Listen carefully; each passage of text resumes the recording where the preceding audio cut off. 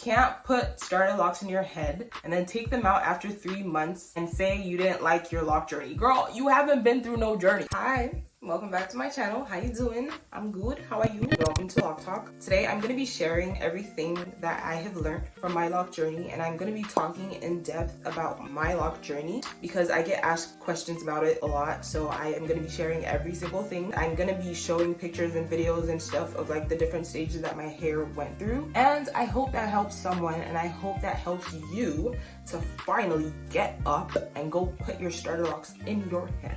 Okay? Okay. See you later. I mean, like in the next segment. Okay, whatever.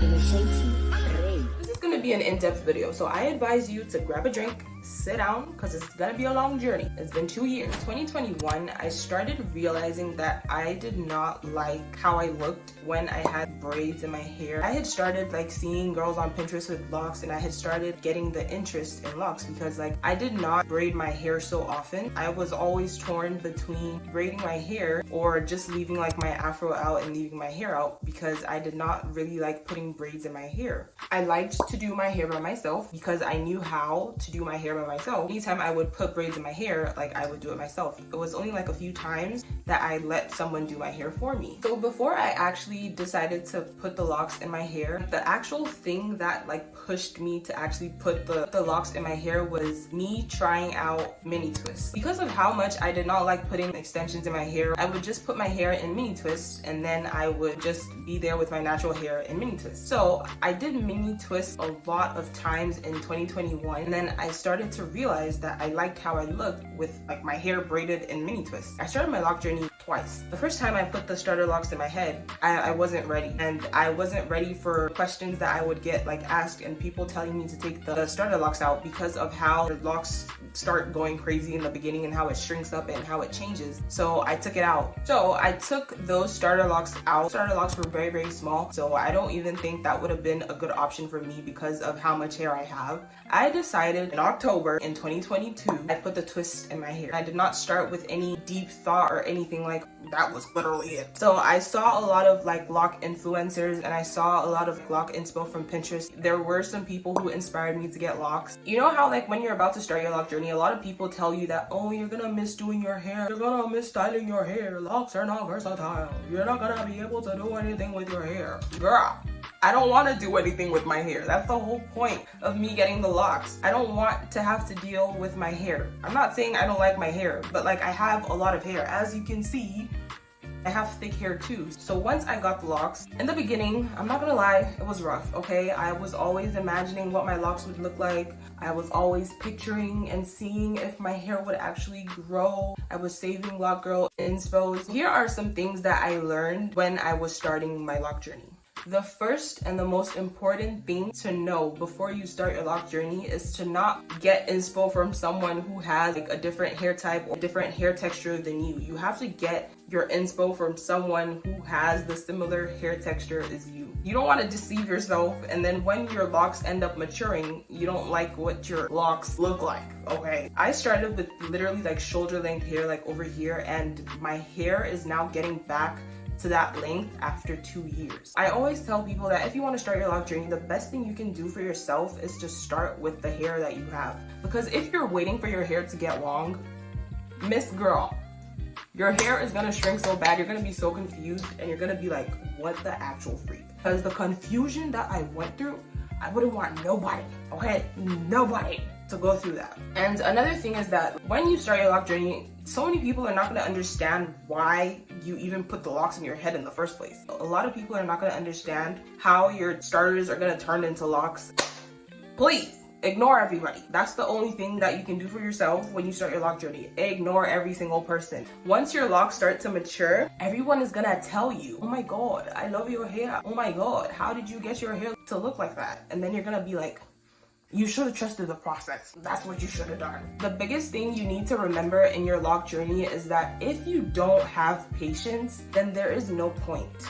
Okay, there is no point for you to actually put any starter locks in your hair, okay? You need to put in your head that you're gonna be patient enough to wait for your locks to mature, to determine if you actually like your locks or not. You can't put starter locks in your head and then take them out after 3 months and say you didn't like your lock journey. Girl, you haven't been through no journey. It's been only 3 months. Get a grip.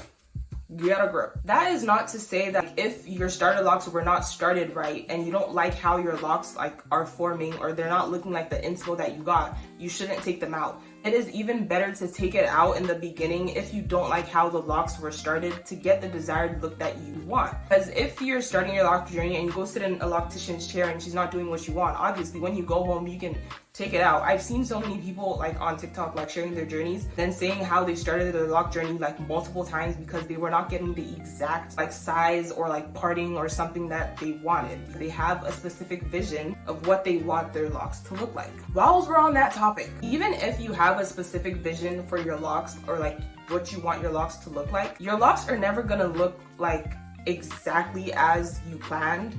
So you need to remember that your hair is gonna do whatever the heck it wants. And at the beginning of your journey, you need to make sure, you need to accept your hair for what it is, because your hair is not gonna magically become Rapunzel. The type of hair that you have is literally gonna translate into the type of locks that you end up having. As I mentioned before, the first year was rough, okay? My locks shrank so bad. I'll show you a picture right here. A month later, my hair was gone, okay? It was gone. And my hair got so frizzy. To be honest, I liked the frizzy look of my hair. I liked how it looked because it gave it even more volume and even more density. I also started my locks with twists, and I did not do any specific parting except for in the front, over here where I did little boxes and the front area of my head, because I just wanted that area to look a little bit more clean, and I had more control over that, because the back of my head that is not my business. I could care less.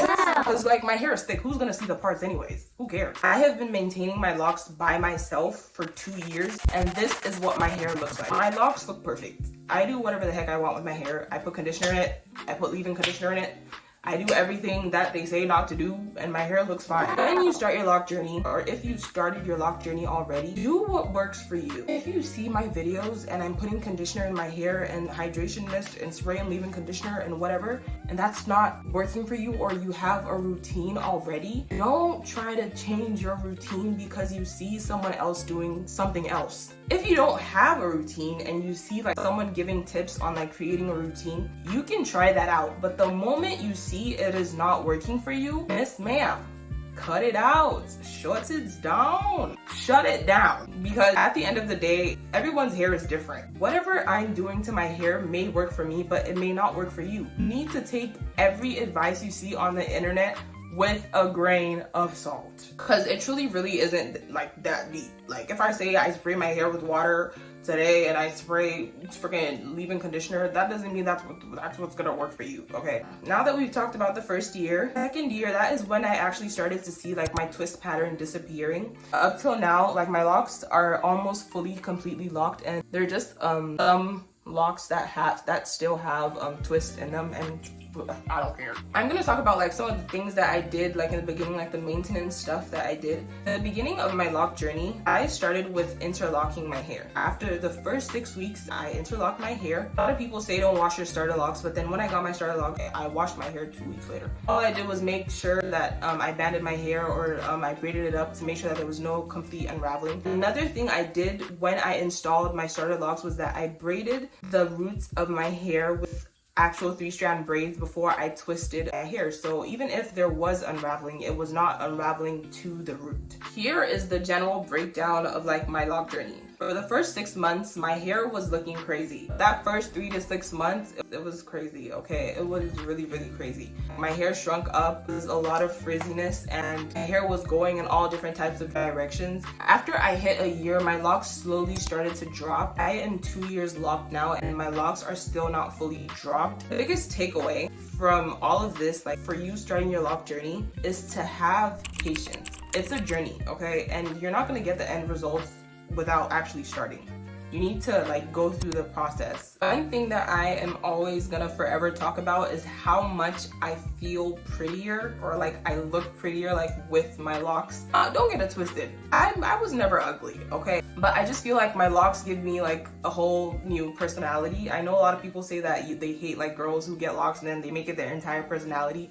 Girl, I'm making it my entire personality, okay? I have locks. I don't even have hair anymore. No, I have locks. So obviously, if you're starting your lock journey, you know that there are gonna be like some types of challenges. I haven't dealt with anything so like dramatic. If I got product buildup, I would always make sure my scalp is clean, not use like thick and heavy products, like because I've gone through like a bazillion different types of products. That is also something you definitely don't need to do. Whatever you were using for your natural hair, if it was working for your hair, just use it again when you get your locks. That is literally it. One issue that I have been dealing with and I still deal with right now is like my scalp dryness. So you always have to make sure that your scalp is hydrated and it's not dry, because locks are prone to dryness and they're prone to breakage. You need to take care of your scalp. None of my locks have ever thinned. I have combined a few locks because they were skinny, but not because they were thinning out. I started my locks myself, so like not every lock is even. I have 148 locks, but I started out with like 154 or like 56, I don't remember. So